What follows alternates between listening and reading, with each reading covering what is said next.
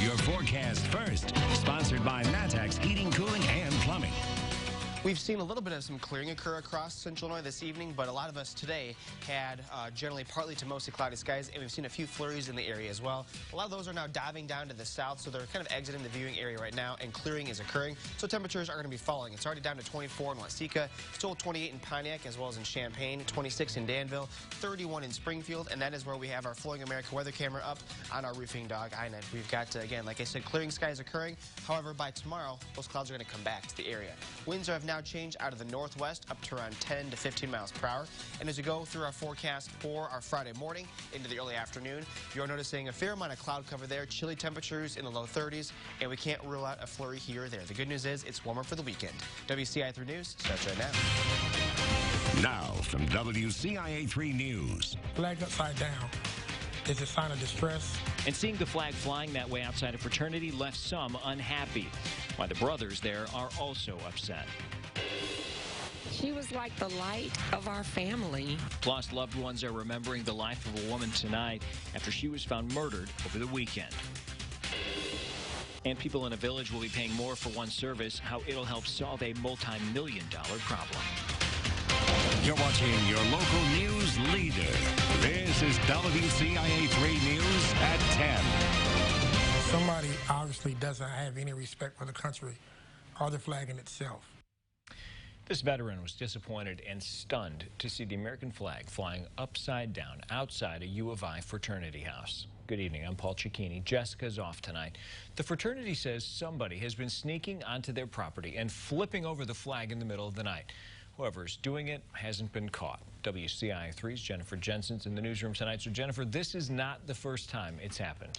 Paul, it's not. It happened a couple times this week. The fraternity members will turn the flag right side up, only for it to be repeatedly flipped upside down. For many veterans like Javon Hall, the American flag is a revered symbol of the country they risked their lives to serve.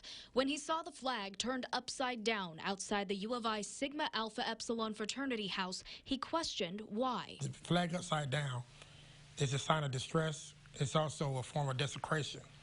So it kind of hurt me that, you know, somebody would do that. He contacted WCIA to find out what was behind this. So I talked to the house director to get some answers. Here just this past week, someone's been coming around, taking and turning our flag upside down and putting it back up again. This was just as distressing for Brian Schnitz. He's also a veteran who served in the U.S. Marine Corps. I was pissed being a veteran myself, and a flag upside down in the military says you're under duress.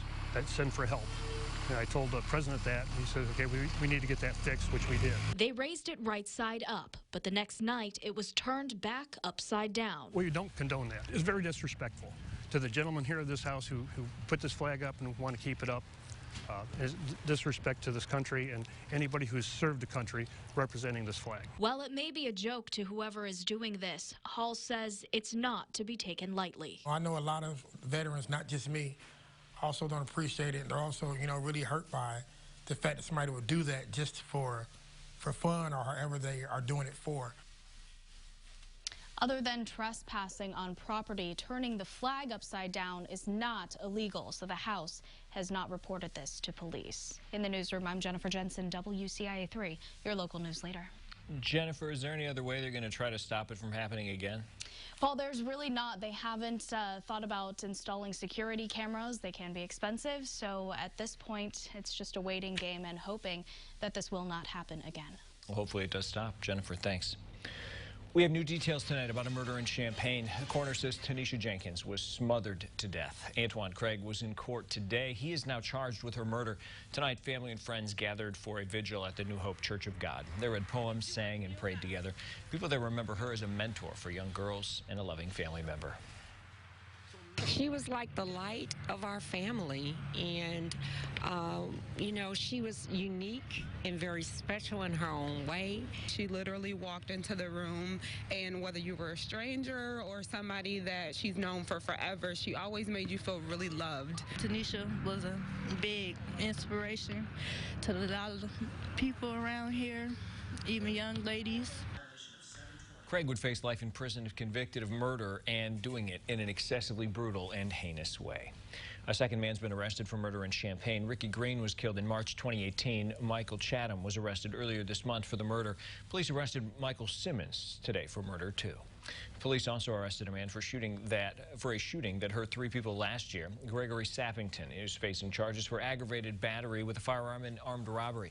Police say he shot at a car near State Street and Bradley Avenue in November. 3 people were taken to the hospital for gunshot wounds. They were treated and released. A state senator from Champaign wants parents to be able to opt their kids out of active shooter drills at school. Senator Scott Bennett's opinions on this matter changed.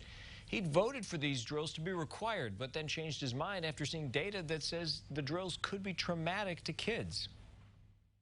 Some of the data coming out suggests that kids aren't necessarily any safer because of these drills, but they are often producing some trauma or psychological effects. We want to go ahead and explore that. We want to try to standardize how people do the drills in different districts, and also let parents have the option to opt out if they don't feel their kids should be part of it.